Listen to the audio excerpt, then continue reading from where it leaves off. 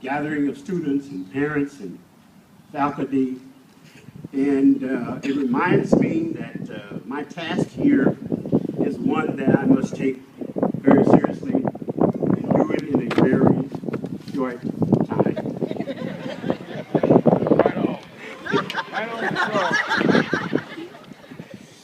First, giving honor to God and thanking Him for the gift of eternal life.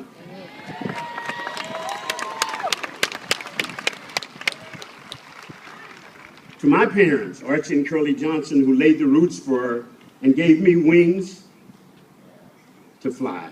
Yes. To my lovely wife, Julie, as indicated, I met on the first day of freshman orientation, and I set her life ablaze.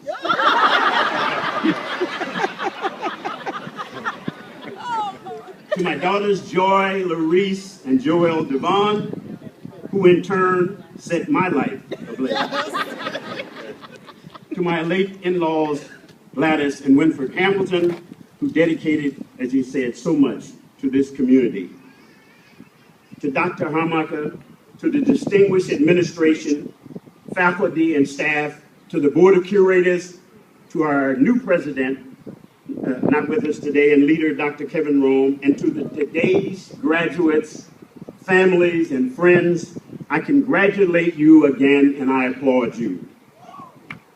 While at Lincoln, the value of having an extended family was reinforced in meaningful relationships and memories I developed with many in the LU family. Some of whom are still with us, some of us who have gone on. A couple I'd like to mention who are still in the community: Dr. Hawley, Ms. Georgia Carrington, Dr. Mary Harris, the spouse of Mitch Ferguson, who worked in maintenance here at Lincoln University, and the spouse of Sergeant Sims, who worked in the staff in the university. I could name many, many more. I found that I learned so much, not only from other students, but from faculty, staff, and also from the community. Lincoln prepared me and sent me into professional life with a wide view of societal needs, a global view of people, skills, and a common sense to make a difference. A couple of my life friends that I want to acknowledge that are here with me today are Victor Pasley, whom I met on the first day of freshman orientation as well, Robert Rashad, and Ed Hamilton, my brother-in-law. After reflecting on this humbling task, I remembered a pattern of my graduation. For my undergraduate ceremony, I didn't remember the speaker. I didn't remember whether they were male or female. I didn't remember a word that they said. For my graduate degree, I didn't remember the speaker. I didn't remember whether they were male or female, and I didn't remember a word that they said. For my honorary doctorate, I didn't remember the speaker, whether they were male or female, or whether a word that they said. So that told me that maybe I should understand that I'm between you and you're walking up here and getting this diploma.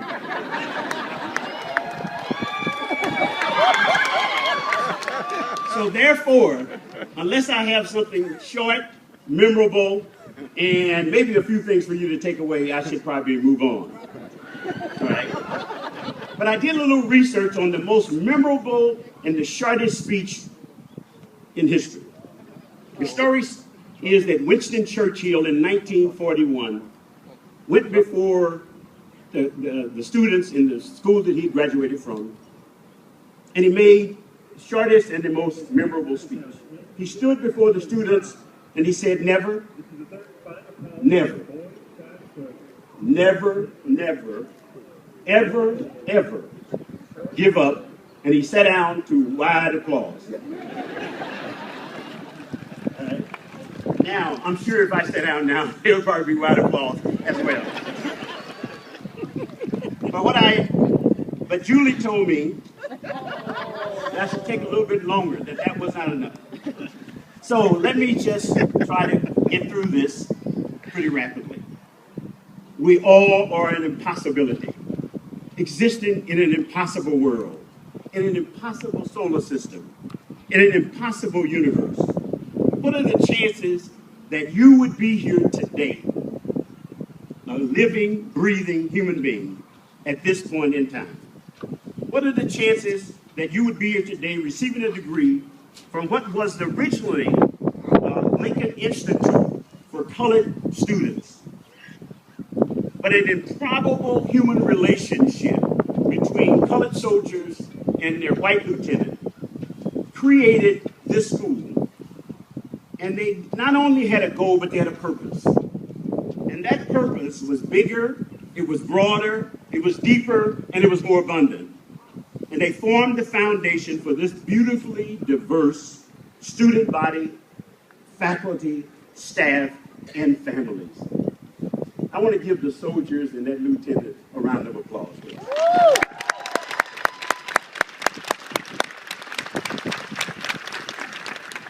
So while each of you have now met your goal of graduation, you must know that there's a deeper, a broader, a bigger purpose for your life. In an abundant universe, I suggest that God gave you a unique purpose with the possibility of abundance. You're unique. Never before has there been the combination of your skills, your life experiences, your interests, your hopes, your fears, your neurosis, and your dreams.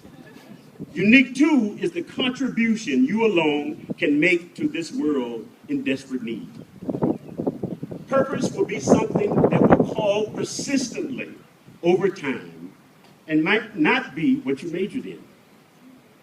Trust your enthusiasm. That's your hint and God's wink to you. The root of enthusiasm is in theos, meaning from God. So trust Him. I suggest you are hardwired within, each one of us are hardwired with, as human beings, with a desire for contribution, for service, and yes, for recognition. The way we fulfill that deep desire that's hardwired within us for contribution, service, and recognition is through work. But not simple work. Work is not something you do from 9 to 5, not something we do to get dollars so that we can create a life. Work is how we make progress in any area of life, whether it's the work of communications, it's the work of relationships, the work of marriage, the work of parenting, the work of creating, the work of building, the work of learning, the work of teaching, and the work we do for pay. Work is how human beings connect and create all of our life's work. And it's for that reason that all of our life's work and all aspects of our life together create what I call life work. When we talk about it, do not talk about it as life over here and work over there. It's like a seesaw. If when one is up and the other one is down. If you look at it as a seesaw, your life will be seesawing. The key is look at it as all one, and that is your life work.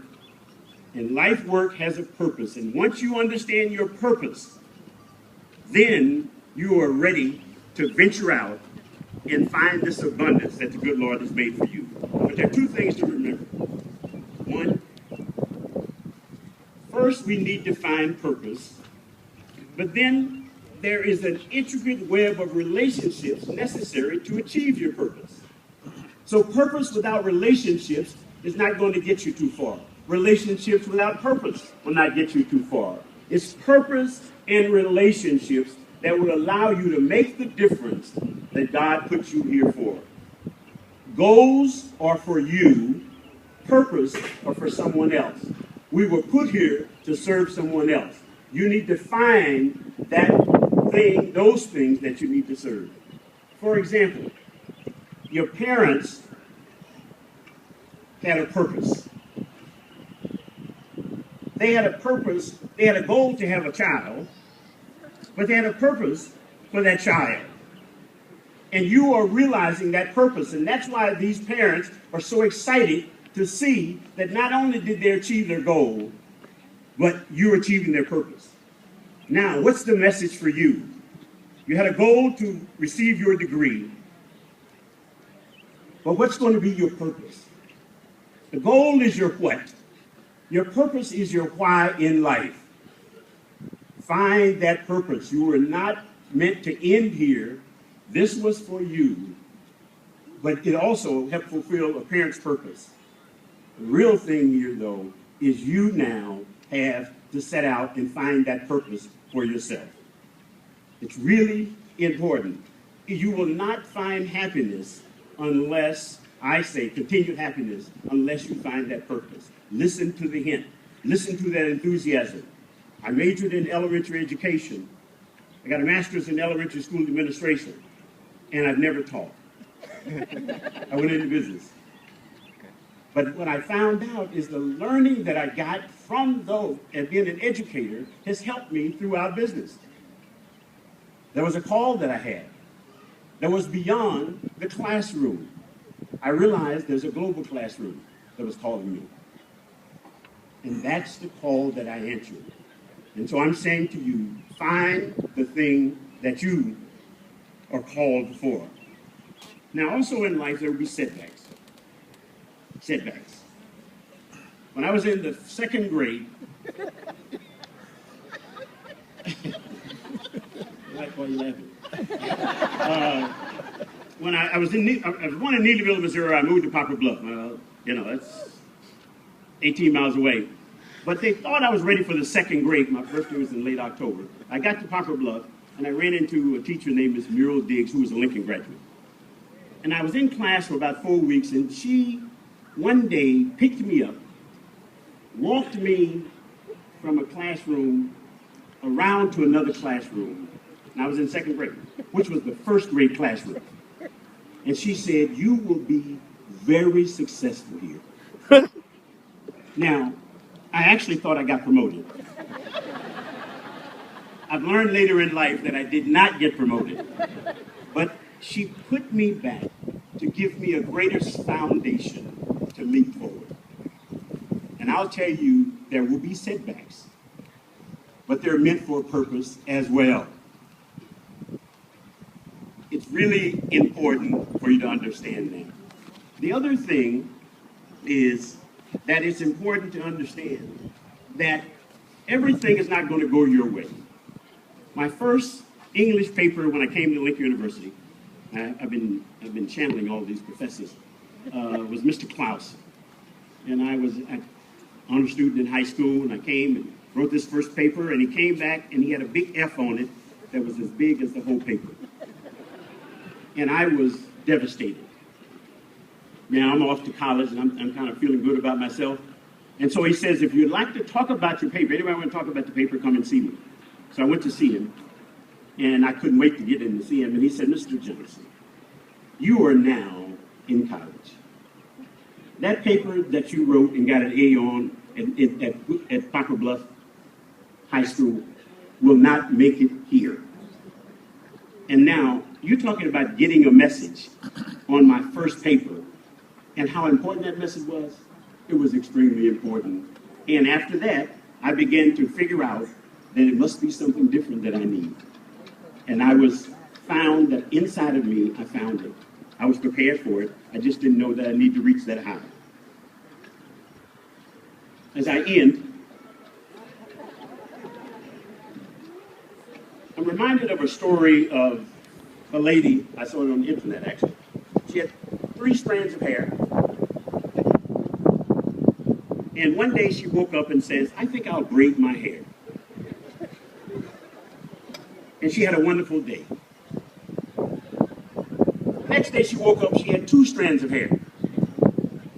She said, "I think I'll part my hair today."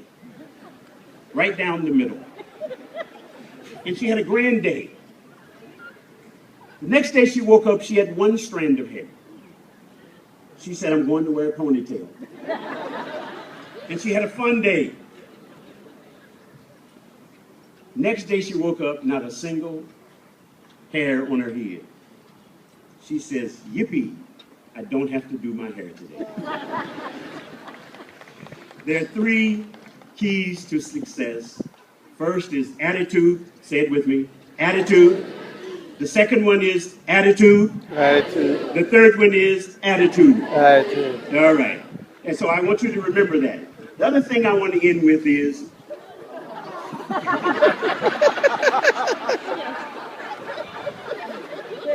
someone told me years ago that God has a role in our life. So as you go through life and you find that you're not getting the things you want, here's the simple thing I want you to remember. If your request is not right, God will say no. If you are not right, God will say grow. When the time is not right, God will say slow. And when you are right and everything is right, God will say go. Students, go. Graduates, go.